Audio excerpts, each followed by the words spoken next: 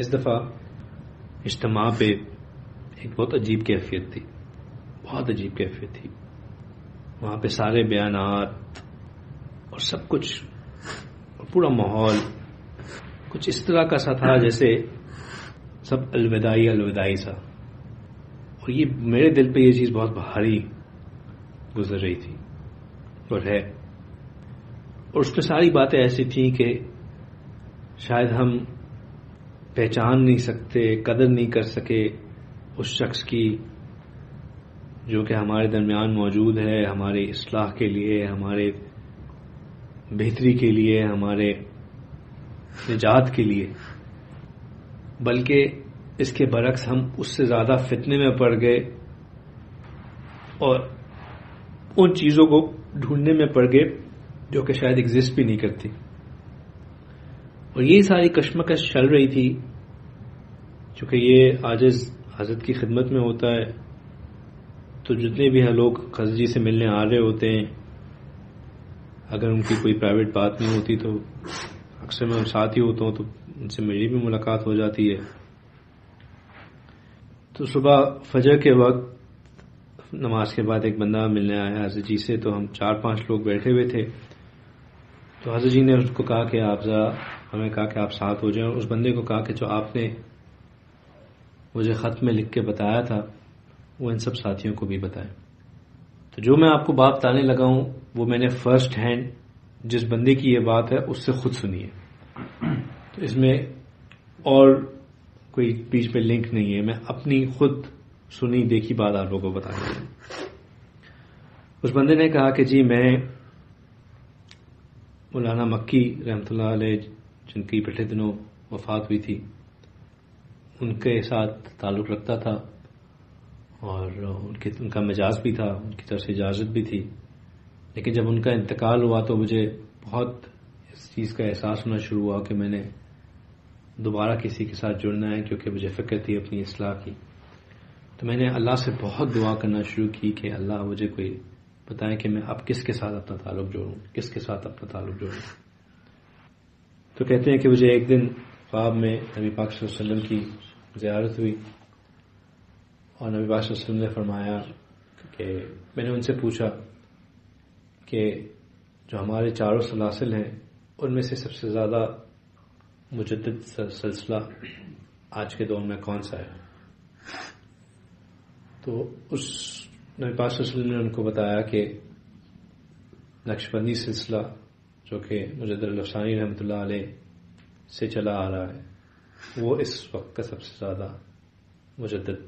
سلسلہ ہے. میں نے پوچھا کہ سب سے بڑے مجدد وقت کے کون تھے، انہوں نے کہا کہ مجدد الافسانی تھے.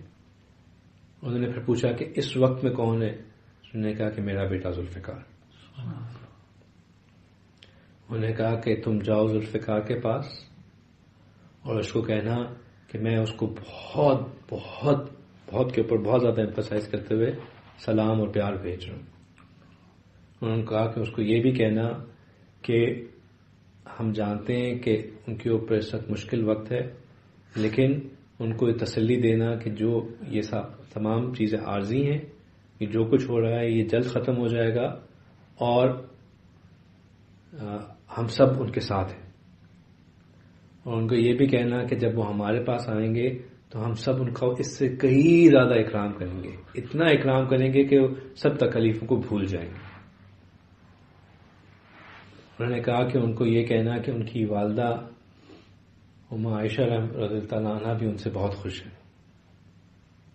پھر کہتے ہیں کہ مجھے ایک اور دن خواب میں آیا کہ نبی پاک صلی اللہ علیہ وسلم ساتھ کریں اور ساتھ حضرت ابو بکر رضی اللہ عنہ کریں.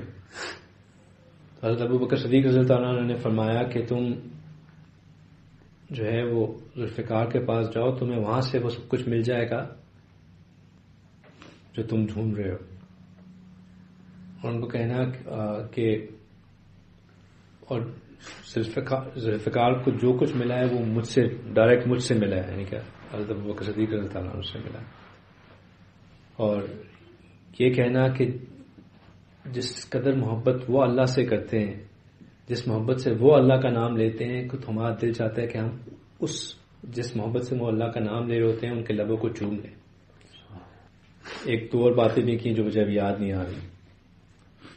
پھر انہوں نے حضرت جی نے جب انہوں نے یہ باتیں بتا دی تو حضرت جی نے کہا کہ میں جب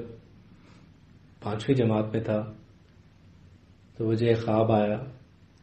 کہ جیسے میں نے اپنے ہاتھ میں ایک قلم اٹھایا ہوا ہے، جھنڈا اٹھایا ہوا ہے، اور میں ایک میدان جنگ میں ہوں، اور پھر میں نے دیکھا کہ جیسے ایک تلوار آئی اور اس نے مجھے کاٹ دیا اور میں شہید ہو گیا۔ تو میں تو چھوٹا تھا، مجھے خواب کی سمجھ نہیں آئی، تو میں نے وہاں پہ کوئی مفتی صاحب ہوتے ہیں ان کا نام لیا، ان سے پوچھا تو انہوں نے کہا کہ تم جو ہے وہ نقشبندی سلسلے میں بیعت ہو گئے اور تم سے اللہ تعالیٰ بہت کام لیں گے۔ تو انہوں نے کہا کہ لیکن میں نے تو دیکھا ہے کہ میں کٹ گیا ہوں، شہید ہو گیا ہوں۔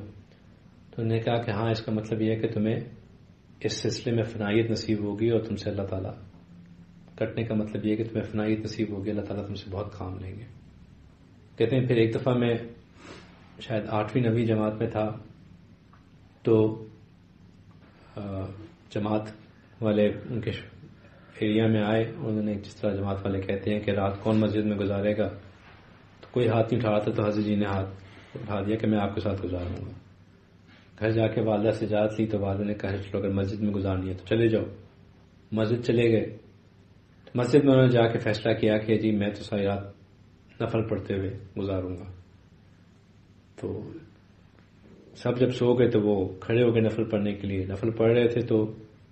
جماعت کے امیر نے کہا کہ بھئی فائدہ جو ہے وہ اطاعت میں ہوتا ہے، اگرچہ کہ تم سب نے، جب میں نے کہہ دیا کہ سب آرام کر لیں تو تم بھی اس حکم کی تعبیر کرو اور تم بھی آرام کرو، اس میں زیادہ فائدہ ہے۔ حضرت جی کہتے ہیں کہ میں بات تو مان لی لیکن میرا دل تھا کہ میں نفل ہی پڑھتا رہوں، خیر میں سو گیا۔ کہتے ہیں اس خواب میں پھر مجھے حضرت ابوبکر صدیق رضی اللہ عنہ کی زیارت ہوئی، اور حضرت ابوبکر صدیق رضی اللہ عنہ نے میرے قلب پہ انگلی رکھ کے اللہ اللہ اللہ کیا۔ وہ کہتے ہیں کہ جب مجھے ایسے کیا تو جیسے میرے پورے جسم کے اندر سے کرنٹ سے گزرا، میں جاگ گیا۔ کہتے ہیں کہ پھر میں نے یہ خواب جو ہے حضرت بابو جی عبداللہ رحمۃ اللہ علیہ کو خواب خط میں لکھا، تو انہوں نے مجھے کہا کہ تمہارا قلب حضرت ابوبکر صدیق رضی اللہ عنہ نے جاری کر دیا ہے، اگر اب تم نے زندگی ہدایت کے اوپر گزاری تو اللہ تعالیٰ تم سے دنیا میں بہت کام لیں گے۔ اچھا، پھر اس بندے نے کہا کہ میں نے خواب میں حضرت ابوبکر صدیق سے یہ بھی پوچھا کہ مجھے پتہ کیسے چلے گا کہ میں صحیح ذوالفقار کے پاس پہنچ گیا۔ تو انہوں نے کہا کہ جب تم ان کے پاس جاؤ گے